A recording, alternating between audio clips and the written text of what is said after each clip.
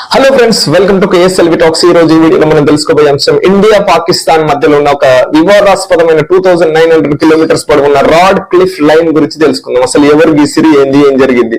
So nearly 1,20,00,000 మంది అటు ఇటు వెళ్లాల్సిన అవసరం ఉండే అప్పుడు. సో నియర్లీ 10 lakh పీపుల్ అప్పుడు జరిగిన హింసలో చనిపోయారు.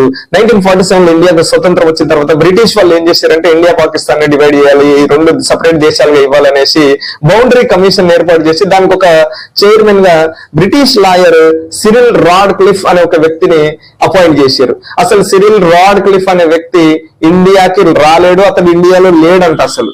సో అతను బ్రిటిష్ ఇంగ్లాండ్ లో ఉన్నటువంటి లాయర్ ని తీసుకొచ్చారు ఇక్కడికి. సో అతనికి ఇండియా గానీ, ఇండియా మ్యాప్ మీద గానీ, ఇక్కడ ఉన్న ప్రజలు గానీ, ఇక్కడ రెండు బౌండరీలు ఎలా ఉన్నాయి, ఎంత వివాదాస్పదంగా ఉంటది, సో ఇదంతా అసలుకి ఆయనకి ఏమీ తెలియదు.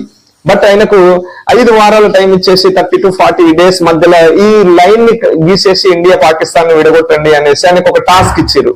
సో ఆయన ఏం చేసిండంటే ఈ భౌగోళిక పరిస్థితులు, ఇక్కడ ప్రజలు ఏమి ఆలోచించకుండా ఆయనకు ఇచ్చిన పాత మ్యాప్స్ ఇచ్చేసి అతనికి ఇండియాకే సంబంధం లేదు, ఇండియాలో లేని వ్యక్తిని తీసుకొచ్చి అప్పుడే వచ్చిన వ్యక్తికి మ్యాప్లు ఇచ్చి విడగొట్టమనేసి ఆయన అయితే విడగొట్టి వాడేసిండు. ఏం చేసిండంటే ఒక లైన్ అయితే గీసేసిండు. అసలు ఇండియా పాకిస్తాన్ బార్డర్లకు పోలే, ఆయన తిరగలే, ఎక్కడికి పోలే.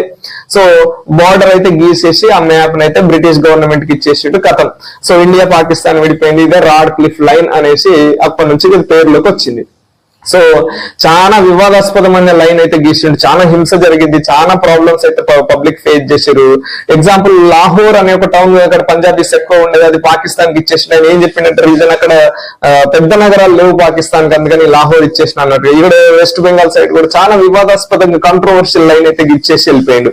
సరే, ఈ రాడ్ క్లిఫ్ అనే వ్యక్తి ఈ బౌండరీ గీసిన తర్వాత మళ్ళీ ఇండియాకి వచ్చిండా అంటే అతను ఈ టాస్క్ పూర్తి చేసి 3 వారాల్లో 4 వారాల్లో అదైతే ఇండియా గవర్నమెంట్ కి ఇచ్చేసి ఈ ఇండియా నుంచే వెళ్ళిపోయిన ఆయన తిరిగి ఇండియాకి అయితే రాలేడు. ఇక్కడ ఎలా ఉన్నారు ప్రజలు, ఆ లైన్ వల్ల ఎంత ప్రాబ్లం క్రియేట్ అయింది అసలు మొత్తానికి ఏమీ చూడలేడు. సో ఇది friends about rod cliff line between India and Pakistan. Thank you for watching video.